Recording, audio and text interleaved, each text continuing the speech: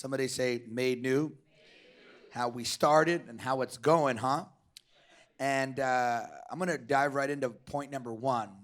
And I'm going to talk to you about our old self-image. Somebody say our old self-image versus God's image of us. God's image of us. And in 2 Corinthians 5:17, let me read this to you. This means that anyone who belongs to Christ has become. Anybody know what has means? It means past tense. It's already happened. So anyone who belongs to Christ has already become a new person or a new creation. The old life is gone and the new life has begun. And when you understand that, it changes everything. Because this is where a lot of people struggle, because, for instance, say you came to Christ last month on Easter, and say you were 20 pounds, let's say 5 pounds overweight. Come on. 20 pounds. All right, whatever, okay. And you're 20 pounds overweight, 7 pounds, whatever. And you came, you gave your life to Jesus. When you left the altar, something happened inside of you. But you're still 20 pounds overweight. Oh, you're not a very friendly crowd. Okay. So maybe you had a mole you didn't like. A mole right here, had a hair growing out. Like three hairs. You just gave up plucking it because it just grows back. I was kidding. And you had a mole, and you got saved, and you went and looked in the mirror and said, I'm new, let's see. Oh, man. It's got 4 hairs now. Come on now. Right? Or maybe, so your body didn't change. Or maybe you say, man, I'm new, but maybe you were, I don't know, a stalker. Why does it get quiet every time I say stalker? You're like, I think we guys got to start doing like things in here. I say stalker, people go, oh. Maybe you were a stalker. Or you were a troll on social media. Come on now. Yeah. And you got saved. You're still a stalker. All right? Why? Because you have to understand how God built mankind.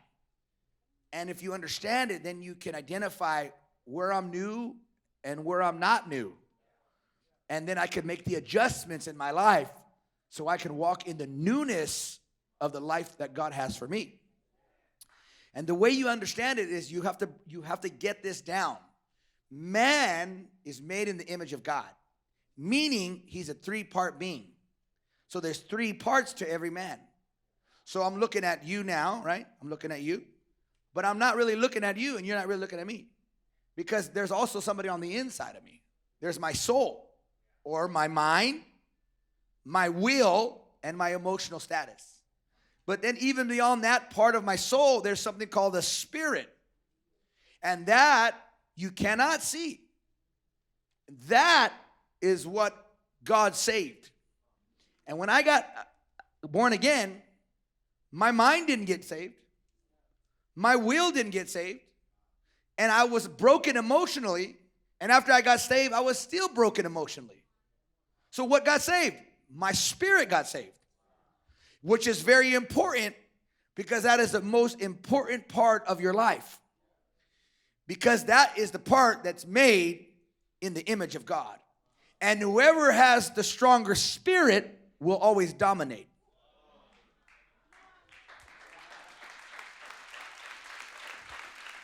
So the moment you got saved, you became, whether you know it or not, you became a dominator, or you became more than a conqueror. Because Jesus is inside your heart now. And he has never lost a fight. He has never lost a battle. He's never intimidated. He's never broke. He's never defeated. He's never sick. And he's never bound. And he is in you now.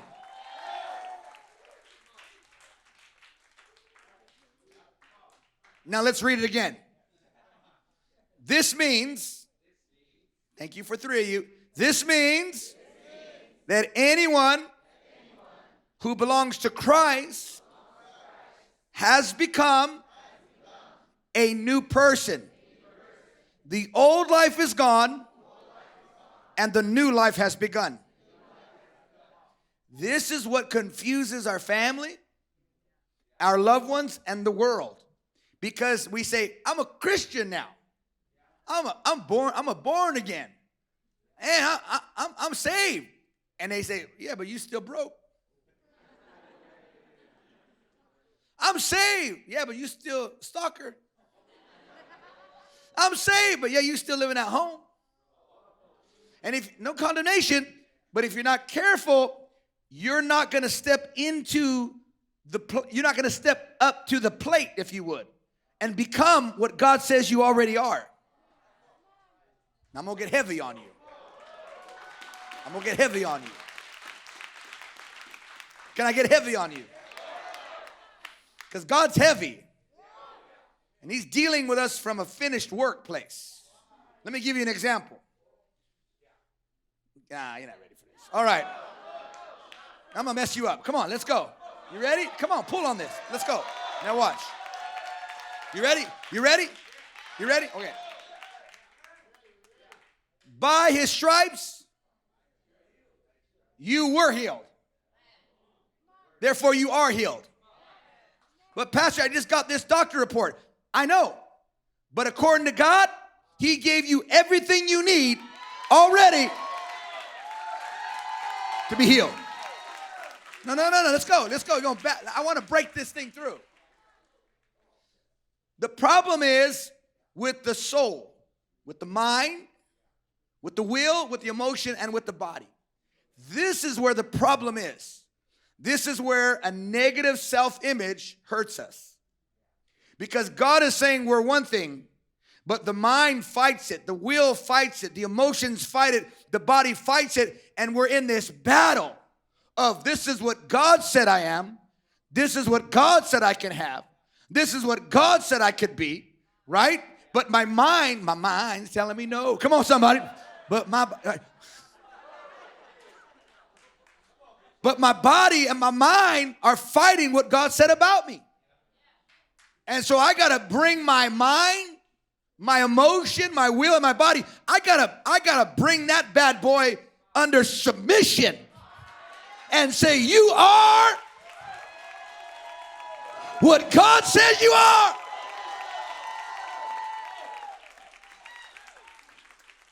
This is, come on, shout in here. We're going to break it open. I feel it. Now sit down. You ready? Because this is heavy. This is a heavy thing. Because you think about it, say, okay, let's go. Let's just slow down. Okay, hold on. Say self-image. This is, read with me, the belief we have about ourselves because of what we look like. Hello.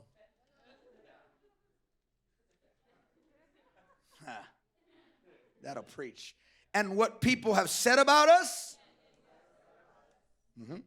It's the picture we have painted of ourselves based off our outward situations.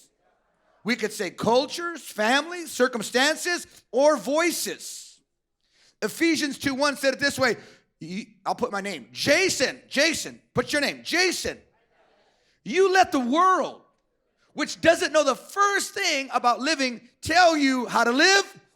And if you're going to tell somebody how to live, it's not just telling somebody how to live, it's telling somebody who they are. When you tell somebody who they are and they believe that's who they are, then who they are is how they live. So if you change what people know they are, then you change how they live. That's why Christianity is never a book of do's. Don't do. Christianity is this is who you are, and out of who you are, you become who God says you can be.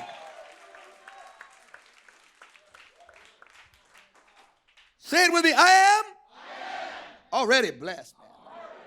Man. You broke, man. I don't care what my body said. I don't care what my money said. I'm already blessed. Why? Because when Jesus stepped into my spirit, I got blessed.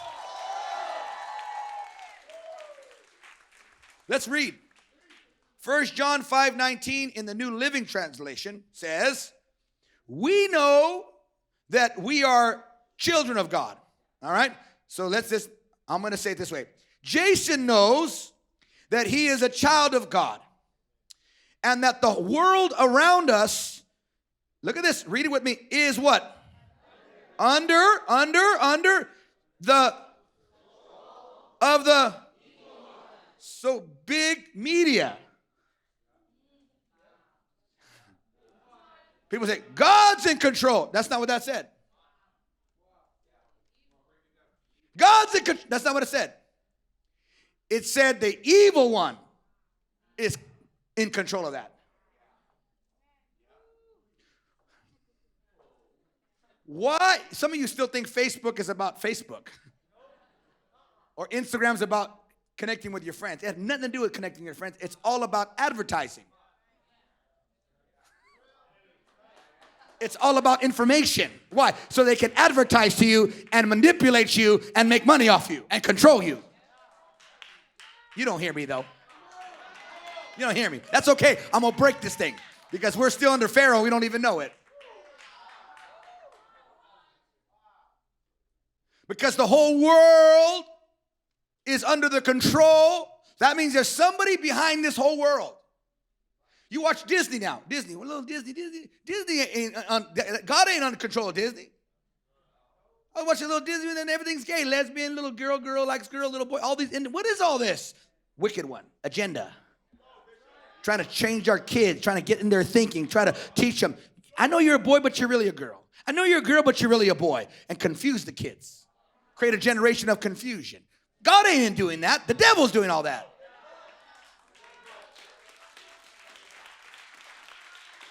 Yeah, boy.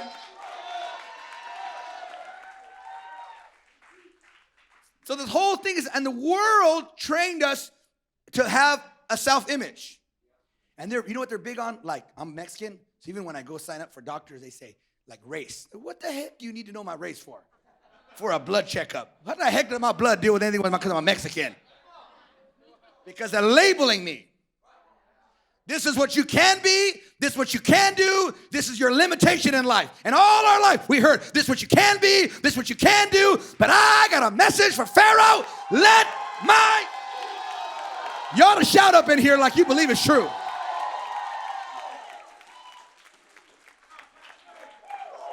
Break that bad boy. The devil is a liar. Say the world's crazy. They say up is down, black is white, good is bad, bad is good. They don't know what the heck they're doing. It's horrible. The world, the self-image they produce is an image of fear, intimidation, perversion. Jeez. Now we're going to act like this is not you. It's somebody online watching. But the world tells you, buy it before you try it. Uh-oh. The world teaches men, if you're going to be like a good man, you got to be a womanizer. Oh, you going to be oh, girl, you got to dress sexy. Show that thing, bang, bang, bang. Because that's what's going to get the man. What kind of man?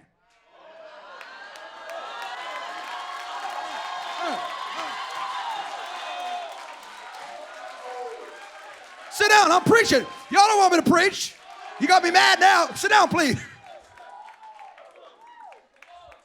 On social media. What you think you're going to attract? Then you're like, I always get these idiots.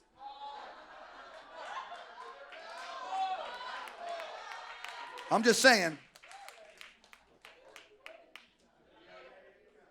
That's why I tell when you first get saved, I say, listen. Come out of Coachella Fest, listen. Come on, somebody. Come on. We're in LA, y'all. We'll preach it up in here. Now, listen. You give it some time, man. Because the guy you like today and the girl you like today, in a year from now, you're not even going to like them anymore. And in 3 years from now, you're going to be embarrassed about it. Like, I'm going to bring your ex-boyfriend up in 3 years from now. And I'm going to bring him and say, hey, he wants to talk to you. You're going to be like, I don't know him. And he like, but Veronica, that's you. I said, no, that's my sister. That was my evil twin. I never knew you. I don't know who you are, who you is. I don't know what you're talking about. I'm a new creation. Come on, somebody. And sometimes we want to like help the singles. Like, this is how you do it. The court, the date. Like Aubrey and Tyler got married yesterday. But, you know, that's a long way for Aubrey and Tyler. They did it right. They actually courted and they dated and they did it right and they were pure before marriage, which in our society, it's unheard of. But we're breaking those curses. Ho, ho. Yeah. Oh, watch me. Sit down. And when I try to teach them, like, this is how you do it right, you know what they do? They fight me. Oh, you're trying to control me. No, it's just your daddy never taught you. Your daddy taught you how to be a Rolling Stone, sucker. You ain't a Rolling Stone. You're a man of God now. You holy, you pure, you walk with the loud. Shout amen.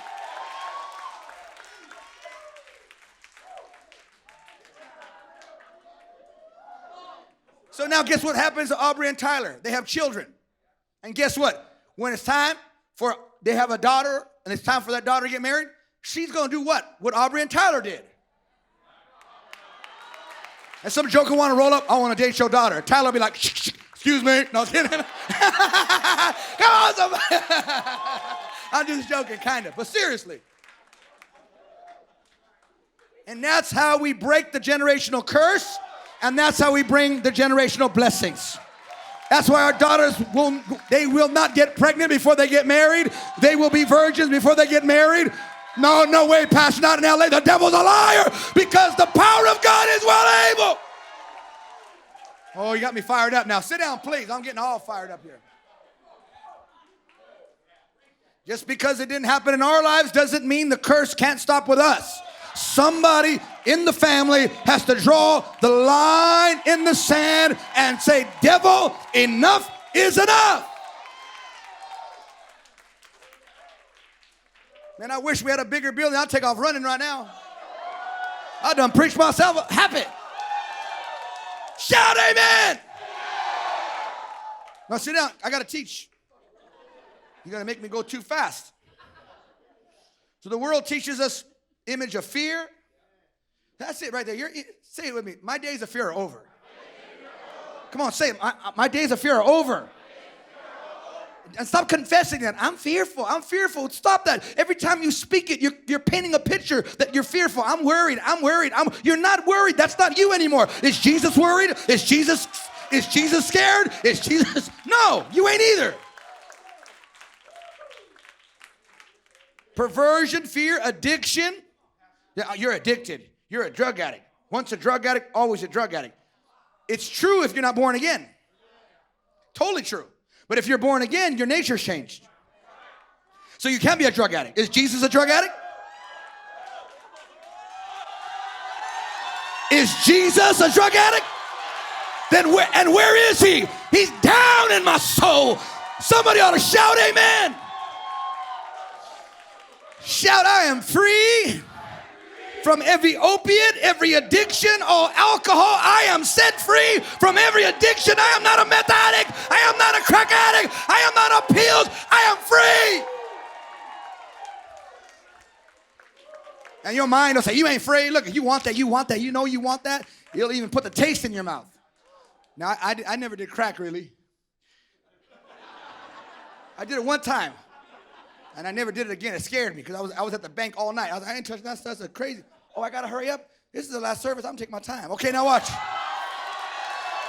Now what? But the crack, you know. And I did it one time. I was like, no, that's go broke doing that stuff. But they say that for the crack person, they could taste it. And it would call them at night. When I was dealing with the drug addicts and stuff in the home, and it would call them. So their mind was telling them, you're a crackhead. Their body was saying, you're a crack. The addiction in the body. But we have to tell them, yeah, your mind is addicted. Your emotions are addicted. You're broken. That's why you're doing drugs. You're medicating. We all medicate somehow, but you're medicating in a way that's going to kill you. And your body's addicted, but you're not addicted. You're a new creation. And if we can get your mind believing, brainwash your mind, literally wash your mind and believe that you are not an addict, you are not a crack cocaine addict, you are not a heroin addict, you are not an ecstasy addict, you are not an addict. Sit down. I gotta hurry up. The band comes up to let you know you only got so much time. I'm just kidding. They're the best. Give it up for the band, really. Here's another one. The world puts insecurity on us. Help us, Lord. Pride. I'll just say it. It's funny to me. Sometimes I'm around wealthy people and educated people. I'm educated and wealthy, so hey, I probably belong there, right? But it's funny how they start acting. They say poor people or come up, or people that are not as educated, and you could see, like, it's weird. Like, it's almost as if, like, I'm better than you. And it's like, what's wrong with you? You poop like me.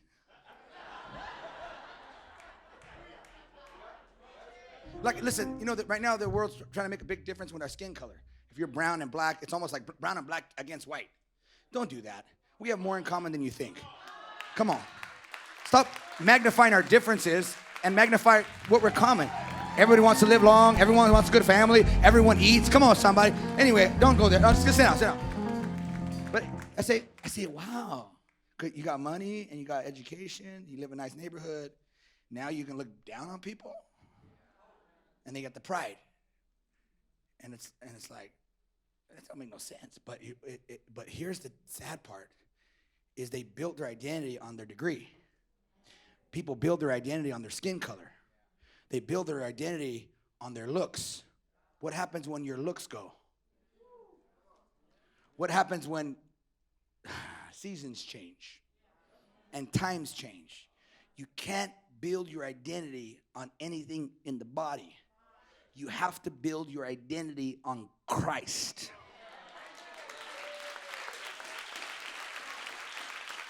Watch me. If I built my identity on anything that can be taken away, I'm in trouble. COVID taught us that in a moment, everything, including your buildings, can be taken away, including your toilet paper. Come on, somebody.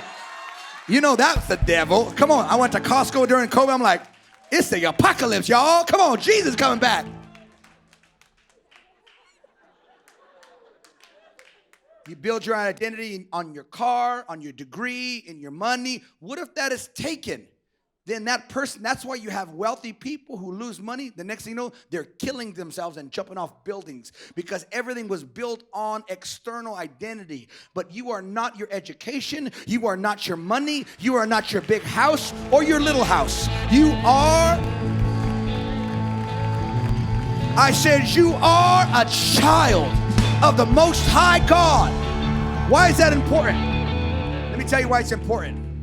Because when you build your identity on Christ and on your new nature is a dominator. Your new nature is God. Let me just move on. Say it with me. We believe and declare what God says about us now. Say, I believe and I declare what God says about me now. Now turn to your neighbor, the nice neighbor, and say, neighbor, I'm going to give you a word from the Lord. Neighbor, put on your new nature. Tell the other neighbor, neighbor, I'm going to give you a word from the Lord. Put on your new nature. Tell the neighbor behind you, say, neighbor, I'm going to give you a word from the Lord. Put on your new nature. Now, tell your neighbor, your first neighbor, No, watch this. Tell them, are you ready for your new nature? Tell them again, say, put on your new nature, created to be just like God.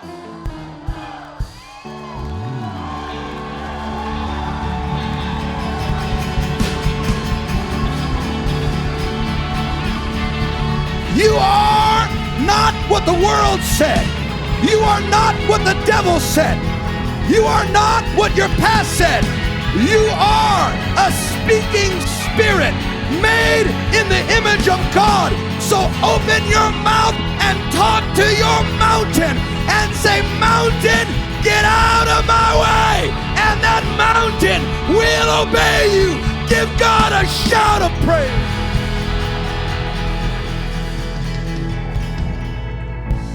You are a, stand up, might as well. We're all standing.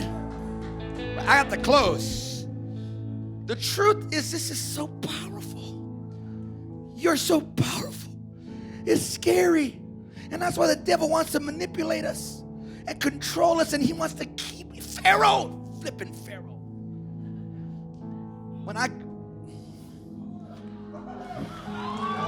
Pharaoh, man, just say it. Pharaoh, Pharaoh, I'm coming after you, Pharaoh, and I want my money, and I want my house, and I want my property, and I want what's mine. Let my people go.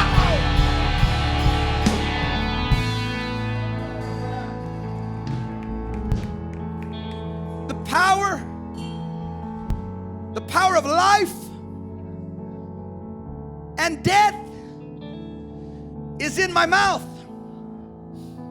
You see, negative words help create a negative self-image, but God's words help create God's self-image.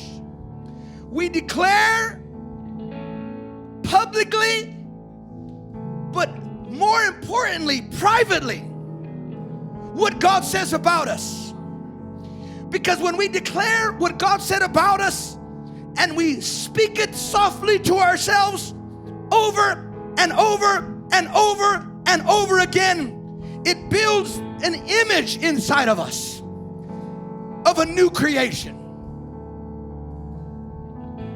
Can I preach like I want to preach? It's going to break open in a moment. God sees his people, his children, his chosen people, and they were taken into captivity by Egypt, Pharaoh, and he enslaved them, and he used them to build his empire. Don't ever let Pharaoh use you to build his empire. Don't ever let him use your children to build his empire. And I could see they're enslaved, and I see the first generation looking at ways to escape. They're still remembering the good old days, so they have a future. But 100 years goes by, and those memories are now gone. Another generation rises up for 100 more years. What do you think these kids are like? You think they're winners? You think they could be? You think they believe they're owners? You think they believe they can buy hundreds and thousands of acres? You think they could be billionaires? No. They have one thought, because Pharaoh worked on them for 200 years. You're a slave. Your daddy's a slave. Your great daddy was a slave. And you're going to be a slave. And then here we go again. Another 100 years. 300 years later, you don't even need Pharaoh's taskmasters anymore. The parents are telling the kids, this is who we are. This is what we are. And this is how far we can go in life. Another 100 years. 400 years. And they cry out, God, set us free. God raises up a deliverer named Moses, walks up to Pharaoh under the power of God and says, Pharaoh, listen to me. You better let him go, or God's going to wipe it all out. I wish I could prophesy. I'm in the spirit. I pray you catch me. I pray you, I pray you catch me. The people get delivered by the mighty hand of God. We're not done though. This is what happens in church.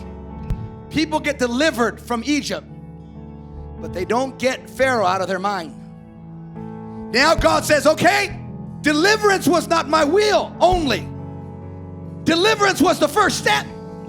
But I got a promised land for you, for your children, for your children's children, for your children's children's children, and for the 400 years of bondage, I'm gonna repay it all back. God said, I'm about to bless you 1,000 generations. No, that's not the point though. Watch. Moses, okay, let's go. Joshua says, let's go. Caleb says, let's go. So they send 12 spies out to just spy out the land. Come back. Is it like God said? Better. They got grapes the size of watermelons. He goes, it's amazing. It's like God said, but, what? There's giants in the land. Pharaoh. See, the problem was they were looking at the giants through 400 years of slavery. But God was looking at the giants like, how the heck are you gonna beat me? And that's the problem. We're coming against our enemy as if we gotta win. But God said, greater is... No, let's stop. Say it with me. Say, greater is He. Who's He? Jesus. Greater is Jesus in me. You didn't get it. It's okay. Greater is Jesus. No, you didn't get it. Okay, let's try it again. Greater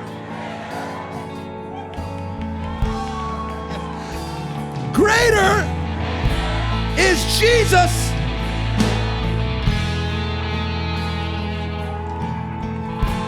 Try it one more time. And say it like you believe it. Greater is Jesus in me than the Pharaoh in this world. Stop. One more time. Greater is...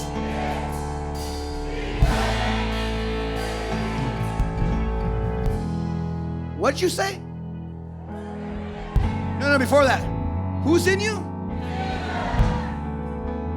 Well, He died 2,000 years ago.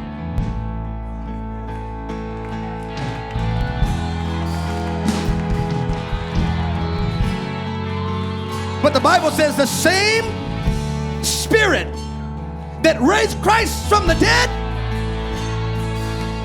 lives inside of you.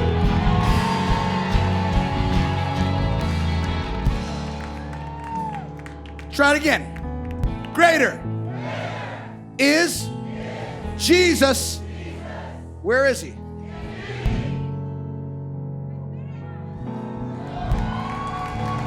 No, let's pause. What Jesus are you talking about? You couldn't be talking about the water walker.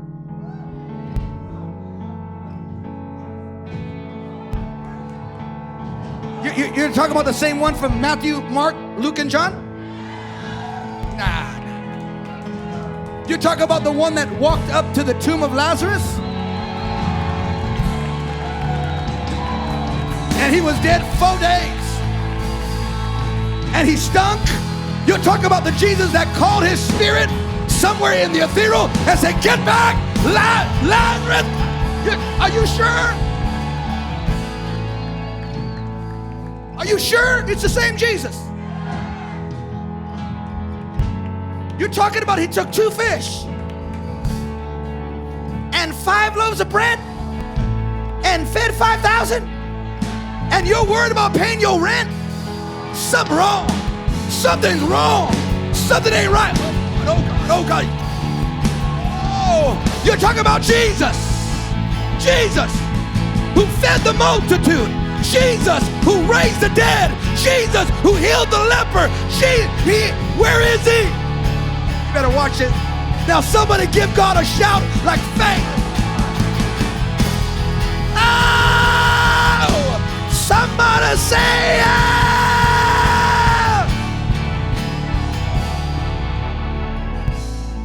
So Pharaoh worked on me since I was a little boy. You're stupid. You'll never amount to nothing. You're just a little Mexican. I'm sorry, that's the way he told me. You ain't gonna be nobody. Your daddy left you. Your daddy is an alcoholic and a drug addict. You're gonna be a drug addict. Everyone in your family's in bondage. They're poor, you'll never come out. But I had to learn to talk to the Pharaoh, because the people of God said, we can't take the promised land. We're grasshoppers. Grasshopper, I thought you said greater is he that is. Come on, somebody shout like that devil's in trouble, and you're about to take your level of thinking to another level, and you're about to take back what the devil stole. So give him my promised land, give him my house, give him my business, give him my family. Somebody shout. Lift your hands and give them glory.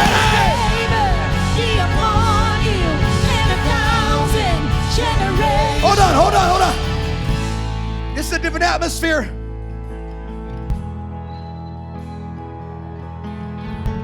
Something's breaking right now. Some of you don't know, you ain't never been to no church service like this. You say, what's happening? We're tapping into your spirit. Not your mind, not your failure, not your mistake, not your lack, not your weakness. We're tapping into your spirit.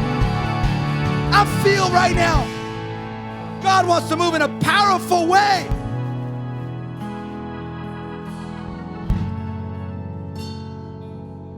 We can, Pastor. We can, Moses. We're grasshoppers. We can. And God says, God wanted them in. I can't take you in. I thought God's in control. Read the Bible. God wants to move, but he's limited to by what you believe. God wanted them in the promised land. You know what he had to do? He had to let them all die. Die in the desert. Because they weren't willing to pay the price to change the way they thought. They held on to slavery mentality. They held on to victim mentality. They held on to poverty mentality. They held on woe is me mentality.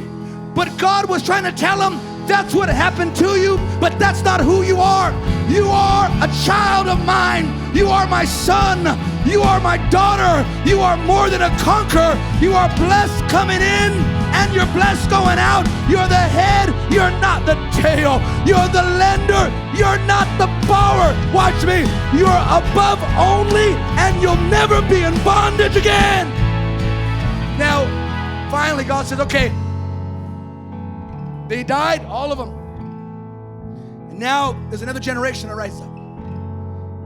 It took 40 years. 40 years. And they all died off. But God didn't change his mind. He walks up and says, Joshua, yes, Lord. Are you ready to go in? I've been ready, Lord. He's like, yo, I'm gonna take you in. But I'm gonna warn you. And I'm gonna tell you what you need to do. What's going to give you the promised land and victory over these giants is not your bow and arrow. It's not your sword. It's not your bullets or your missiles. We're bringing it in today's language. It's not your tanks. It's what's inside of you. And if you believe what I say, then you allow me to step in the scene. And when I step in the scene, your enemy becomes my enemy. Your giant has to face me now. And I'm telling you right now, Joshua, if that giant tries to rise up to me, I'm going to smoke that fool. Come on, somebody. Come on. Sorry. So he says to Joshua, yes, Lord. Okay, you ready? And this is what he's saying to you and me today. This book, this word, this promise shall not depart from your mouth. What the heck does my mouth have anything to do with fighting giants? Shh. You shall meditate. Repeat softly to yourself in it, day and night. Every day and every night, the only thing that's going to come out of your mouth, somebody give me a phone. You got all the phone. This is what we're doing now. We're meditating day and night. Oh, social media. Let's see what CNN says. Let's see what Fox.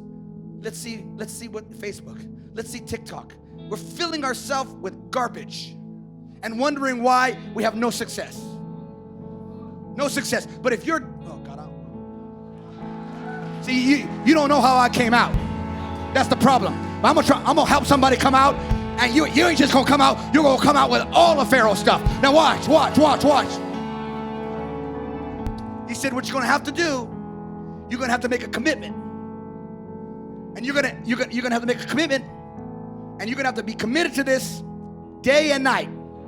So during the day, all you're gonna be doing is talking to yourself, and you're gonna say what I say. What my book says, that's what you're gonna. And the devil's gonna say, but there's giants, and you're gonna say, the Lord's gonna give us the land. But there's giants. You're gonna say, I'm more than a conqueror.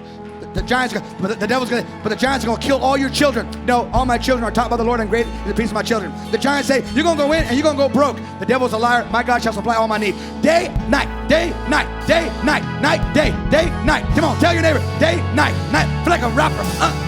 Day, night, night, day. That's a good song, David. Day, night, night, day, day and night, night and day, all day, every day, all day, every day. You gotta talk.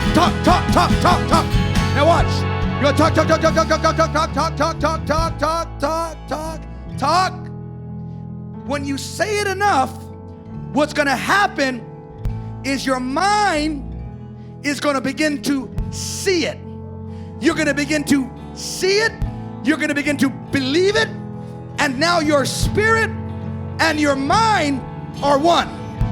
And if you do it, your body will automatically obey, because you're gonna believe what I say about you. Once you do that, don't worry about the giants. You're guaranteed prosperity and you're guaranteed success. So when I came out, church, even when I went back to college, I would sit in college. Actually, I'd have to take the bus in the rain to college. And all the kids had nice cars. And the devil said, look at you, poor boy, stupid. And then I'd have even Christians come up to me and say, what do you think, you're going to be some kind of preacher? You think you're going to make a living on preaching? And the devil would curse me in the middle of the night. And I'd have to, and I'd be in class, and all the other kids were learning, and I'm fighting the devil. They thought it was weird because I was talking to myself. Come on. And it's like, that's a weird kid from the recovery home. And the devil said that you could feel the people. You feel it. Make you want to get angry and bitter. But I said, no, I'm not going to get angry and bitter. I'm doing my thing. I got my own devil to fight. He's trying to get me out of this class, and I'm going to sit right here. And the teacher's talking. Watch me. Watch it. He's talking. Breaking down these big words. I had to get a dictionary just to read the words. And he's talking, and I don't understand what he's saying. I'm there by faith. I'm by faith. And he's like, and the eschatology. I'm like, acting like I'm knowing. I'm thinking, I don't know what he's saying. And the devil said, what are you doing here, fool? Get out of here. Get out of here. And every day for 3 years, he talked to me like that. And I graduated. And I moved on. Then I went to get my BA. Same thing. You don't belong here. And same thing. And then finally I went to get my master's. And that was a nice, upper echelon, everything nice, society, everybody. And I'm in there, and the devil was like, what are you doing? And I said, devil, listen, you're stupid. You didn't work with my AA. You didn't work with my BA. Now you're trying to roll up in here. Get out of here. No one likes you anyway. Come on, somebody. But every step of the way, when I was believing for my wife, 8 years, the devil would say, you ain't never going to get married. You ain't never going to get married. And every day and night, no. But God says, my wife will be blessed. She'll be fruitful at my table. My kids will be blessed. You know what? All the things that I fought, I'm in my dream right now. I'm in my promised land right now. Everything I've done, this is how I got it. This is how I got it, right here. This is how I got it, right here.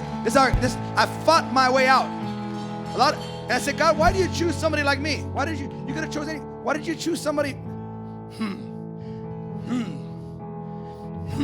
Why did you choose somebody as broken and buried as I was? And the Lord's like, because if I can do it for you, I'm going to show you. If I can do it for you, I'm going to do it for them too. Joshua, do I got any Joshuas in the house? Tell your neighbor, you're going to have to put in the work. Tell your neighbor you got to meditate day and night. Teach them a little Spanish. Come on, say, dia de noche. Day and night. Night and day. And God is going to take you to another level. And I'm telling you right now, your eye has not seen, your ear has not heard, neither has entered the heart of man what God has prepared. But I'm telling you, what God is about and is doing next is going to be like a dream. It's going to be like a dream. Now give God one more shout of praise. No. That ain't no praise. 1, 2, 3. Give him praise.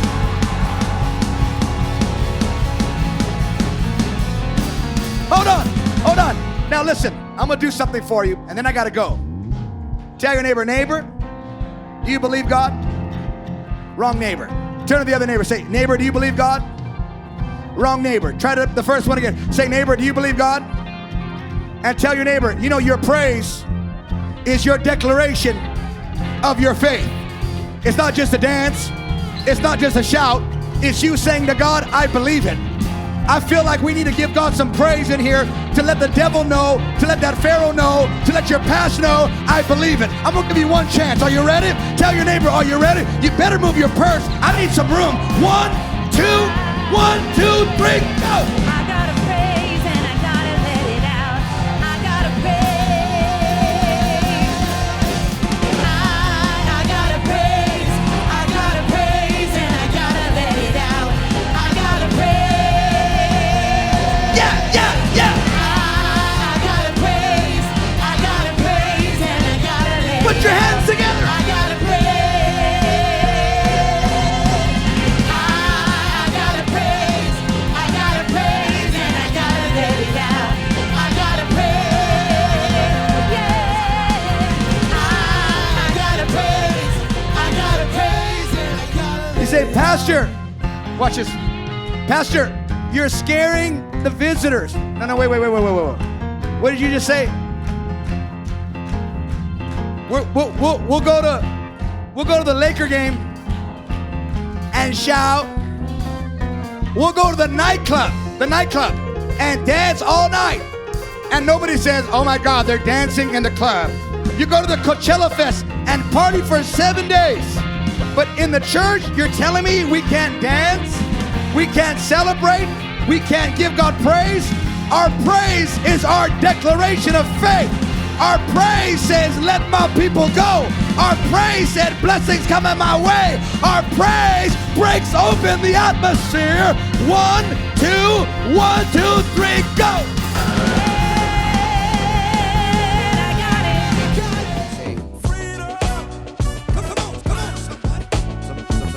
Thanks for watching Freedom. Be sure to check us out on all social media platforms and subscribe to us on YouTube. We hope you enjoyed today's video. We'll see you soon.